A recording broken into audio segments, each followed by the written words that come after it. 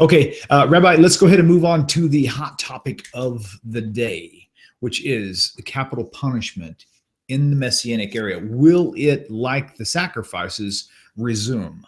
And there's a lot of sacrificial questions that go along with this, but I know that you've already got all this deeply and ready to go. So I'm going to turn this over to you, Rabbi, and just let me know if you need me to pull up any scriptures for you on the screen. Shalom. So, first, a point should be made.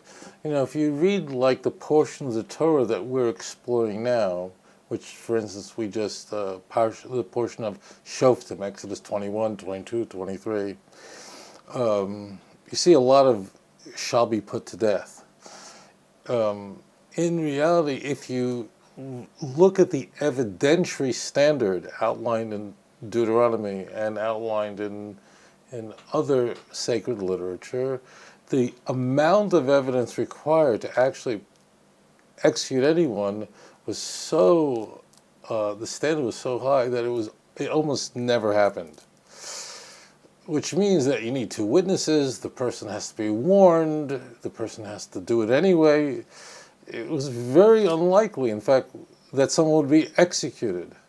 And in fact, we are told very clearly in every historical witness, it was the Talmud says that a court that put more than one person to death in 70 years was considered a Bezdin Katlonis, was considered a killer Bezdin, a bloody Bezdin. Rabbi Kiva said that if he was alive, no one would be executed. Because there was so much evidence that was needed, and the witnesses had to both not be related to each other and had to warn them.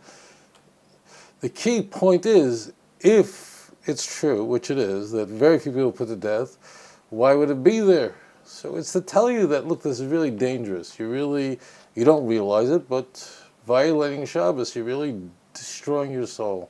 Engaging in sorcery, going to a fortune teller, you don't realize it, but it's like on a pack of cigarettes. It says, warning, cigarettes kill, whatever it says there on the side of the cigarettes. Why does it say that? They don't want you to die. The government says put that on cigarettes because they want you to quit. That's why it's there. There is other reasons as well. So it's not like capital punishment was something that was normative when it was possible. The question is, during the Messianic age, certainly will be the Jewish judges and so on will be restored. So will people be put to death? The answer is no. And the question is, why not?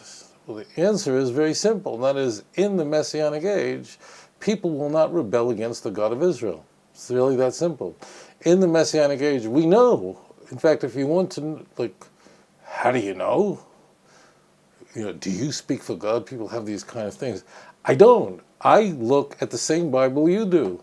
So if you look at Zephaniah 3, 12, 13, 14, the children of Israel will be faithful to the God of Israel. In fact, not only the children of Israel, but the non-Jews, meaning those who did not go to war against Israel in the final war, they'll be wiped out. But there'll be a third part, Zechariah 13, verse 8 and 9, who will turn to the God of Israel. They'll say, you are my God, and God will say, you are my people. So the knowledge of God will cover the world as the water covers the sea in the Messianic age, Isaiah chapter 11. In the Messianic age, rebellion will come to an end. Everyone, not just the Jews, but as Zephaniah tells us, all the nations will speak in a pure speech, and God will be king of the whole world, and his name will be one, Zechariah 14. So it's not that the Torah will change, Torah is the same, just the conditions will not permit it any longer, because there won't be rebellion in the world. However, that said, people we're not going to become robots, animatrons. We're not going to, what happens? Well, the answer is, do we lose our free will in the Messianic age? The answer is, of course not. It just will be so obvious how fruitless, how stupid idol worship is,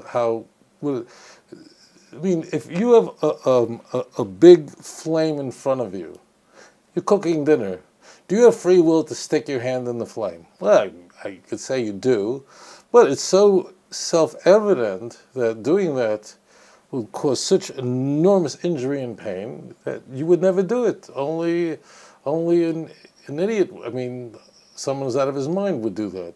So that's what will be in the Messianic age. People will not sin because it'll be so obvious to them. God will be, arise and shine, your light has come. The whole world will know that, but people are still people.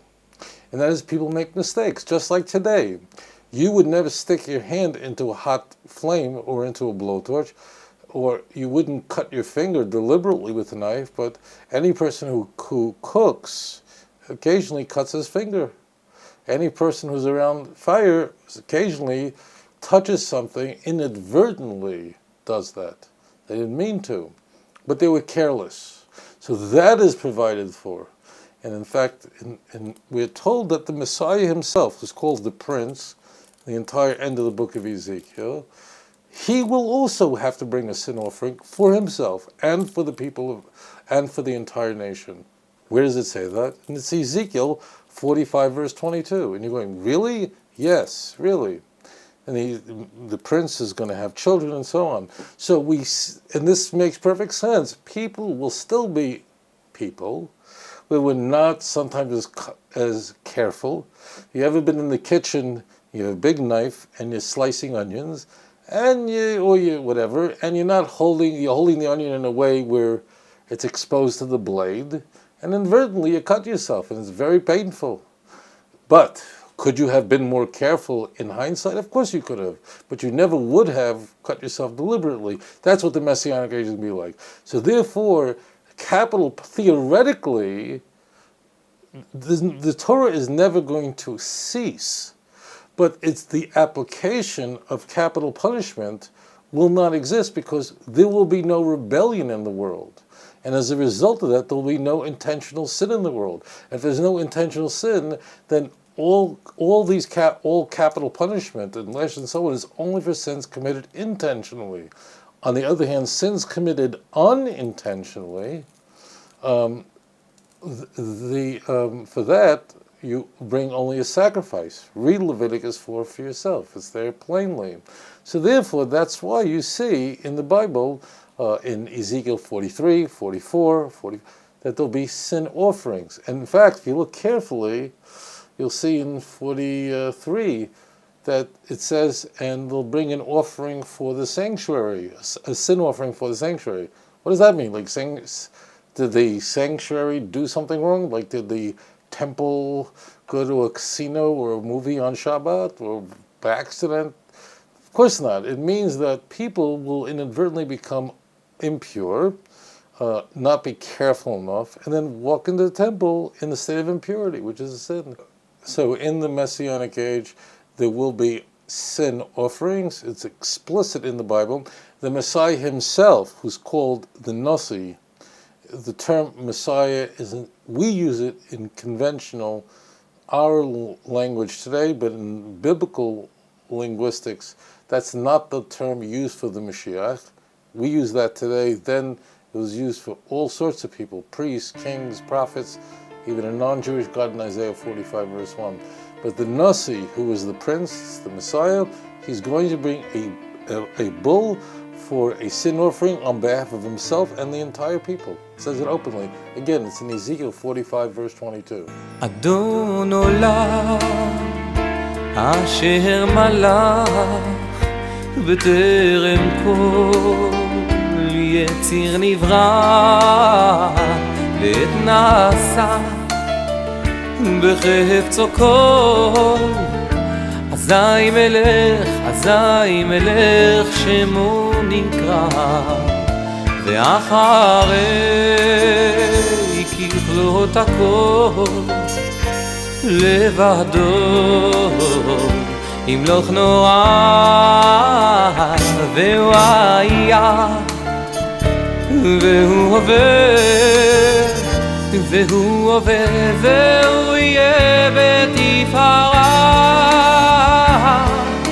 אדון עולם אשר מלך בטרם כל יציר נברא לעת נשא בחפץ הכל אזי מלך שמו נקרא ואחרי ככלות הכל לבדו ימלוך נורא והוא היה והוא עובר והוא יהיה בתפארה אדון עולם אשר מלך בטרם כל יציר נברא לעת נשא בחפץ הכל אזי מלך שמו נקרא ואחרי ככלות הכל לבדו ימלוך נורא והוא היה והוא עובר בתפארה והוא עובר והוא יהיה בתפארה אדון עולם אשר מלך בטרם כל יציר נברא לעת נשא בחפץ הכל אזי מלך שמו נקרא ואחרי ככלות הכל לבדו ימלוך נורא והוא היה והוא הווה והוא יהיה בתפארה אדון עולם אשר מלך בטרם כל יציר נברא לעת נשא בחפץ הכל אזי מלך שמו נקרא ואחרי ככלות הכל לבדו ימלוך נורא והוא היה והוא הווה והוא יהיה בתפארה אדון עולם אשר מלך בטרם כל יציר נברא לעת נשא בחפץ הכל אזי מלך שמו נקרא ואחרי ככלות הכל לבדו ימלוך נורא והוא היה והוא הווה בתפארה והוא הווה והוא יהיה בתפארה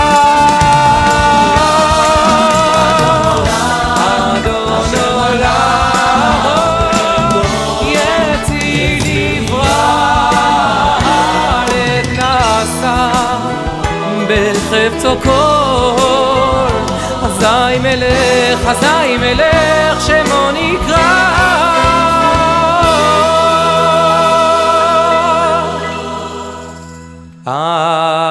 אדון עולם אשר מלך בטרם כל יציר נברא לעת נשא בחפץ הכל אזי מלך שמו נקרא ואחרי ככלות הכל לבדו ימלוך נורא והוא היה והוא הווה והוא יהיה בתפארה אדון עולם אשר מלך בטרם כל יציר נברא לעת נשא בחפץ הכל אזי מלך שמו נקרא ואחרי ככלות הכל לבדו ימלוך נורא והוא היה והוא הווה בתפארה והוא הווה והוא יהיה בתפארה והוא היה והוא הווה בתפארה והוא הווה והוא יהיה בתפארה